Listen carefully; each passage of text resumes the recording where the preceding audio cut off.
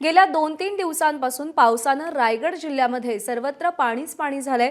जिल्ह्यातील प्रमुख नद्यांच्या पाणी पातळीमध्ये मोठी वाढ झाली आहे। नागोठणे जवळच्या अंबा नदीने इशारा पातळी ओलांडली असून रोहामधील कुंडलिका नदीच्या पाणी पातळीत देखील वाढ झाली आहे।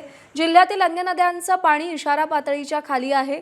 मुसळधार पावसामुळे जिल्ह्यातील धरणाच्या पाण्याच्या पातळीत वाढ झाली आहे। 28 धरणातील पाणीसाठा 29% पोहोचलाय। सुतारवाडी आणि पाभरे ही धरणं 100% भरली असून परिसरातील नागरिकांची पिण्याच्या पाण्याची चिंता मिटलेली आहे।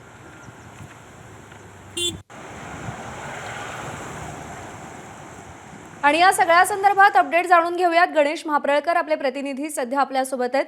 गणेश, कालपासून रायगड जिल्ह्यामध्ये तुफान पाऊस बरसतोय।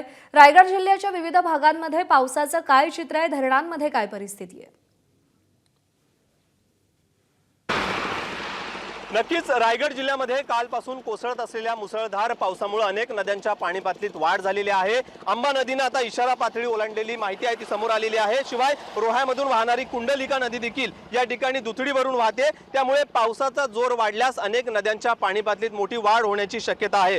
खरं तर रायगड जिल्ह्यामध्ये मागील 24 तासांपासून कोसळत असलेल्या मुसळधार पावसामुळे अनेक सखल भागांमध्ये पाणी साचले आणि त्यामुळे रायगड जिल्ह्यातल्या प्रमुख मार्गांवरची वाहतूक आहे ती मंदावलेली पाहायला मिळते। रायगड जिल्ह्यामध्ये पावसाचा जोर असाच वाढल्यास अनेक नद्यांच्या पाणी पातळीत वाढ होण्याची शक्यता असल्यामुळे जिल्हा प्रशासनाकडून नागरिकांना आता सतर्कतेचा इशारा देण्यात आलेला आहे।